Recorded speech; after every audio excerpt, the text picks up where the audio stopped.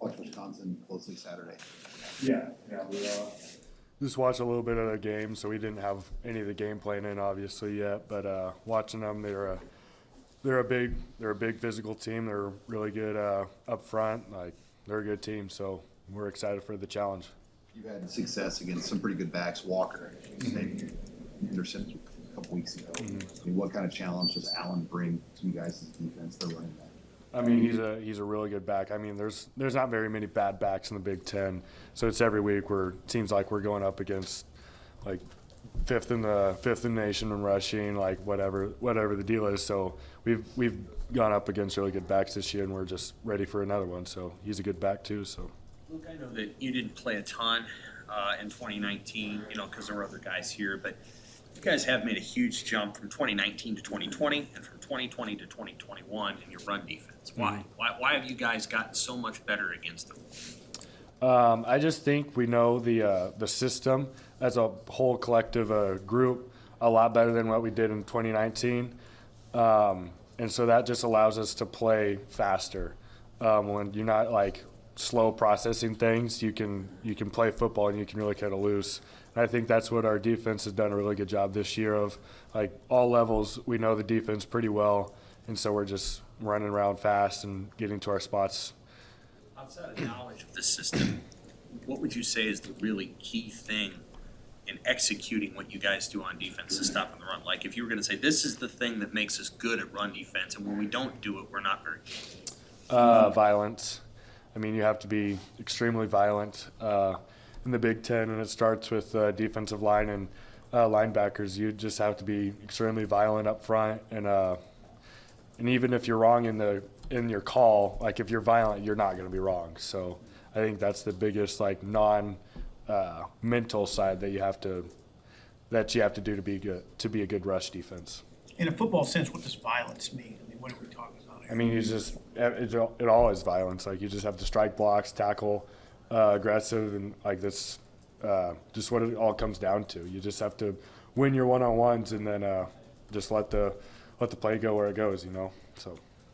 How are you seeing this week guys on the defensive side, whether it's coaches or players, step up, maybe help fill the void that was left last week by some of the offensive staff being let go?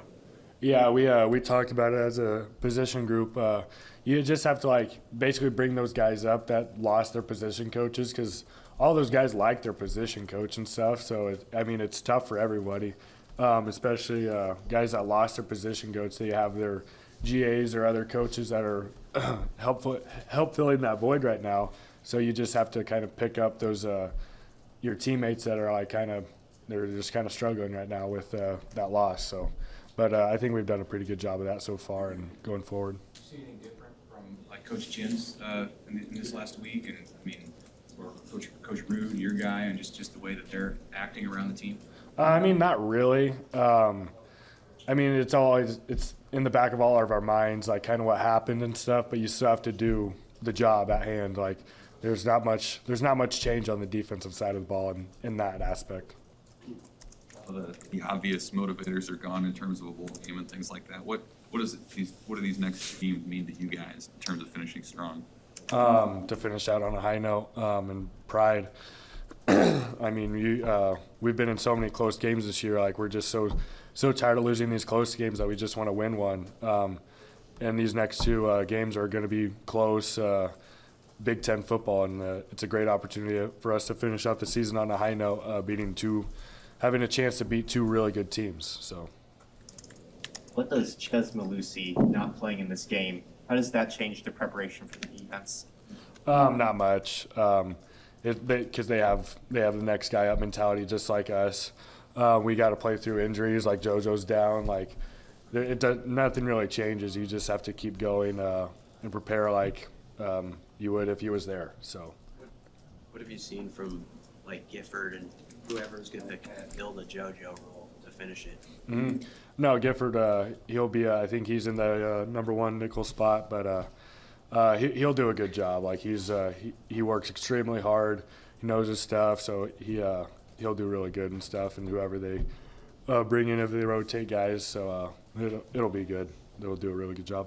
Did you square off against Gifford in high school? I did not. I trained with him a little bit, but I never played him in high school. JoJo kind of created that position for himself. Like it didn't really, it existed, but not in the role that it does on the defense now before he started playing it. You know, how much appreciation do you have for the job that he did, and how big are those shoes to fill? Extremely big. JoJo was kind of the heart of that defense a little bit of Oakley, and definitely brought a big playability to the defense. So I mean, those are pretty big shoes to fill for whoever plays that nickel spot, probably Giff. Yeah, JoJo's awesome. I love him. I'm pretty bummed out that he couldn't finish out the season, and he is too. So, but it is what it is. Like, injuries happen. So we just next man up mentality. What kind of coach has he been?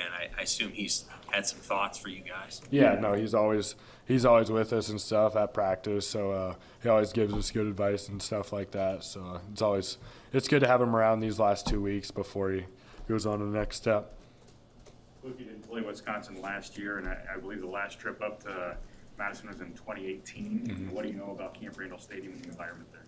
Nothing. I've never been there, so I'm excited to go play in a fun atmosphere. So I'm looking forward to it.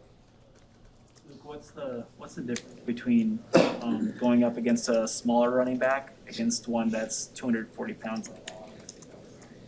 I mean, you definitely have to tackle a little bit lower on those bigger guys, because if you're standing straight up, he's just gonna lower his head and knock you over. So you have to definitely bring your feet on the bigger guys, and just make sure your pad level is lower than his, or else you're just gonna lose the one-on-one on the tackle. All right.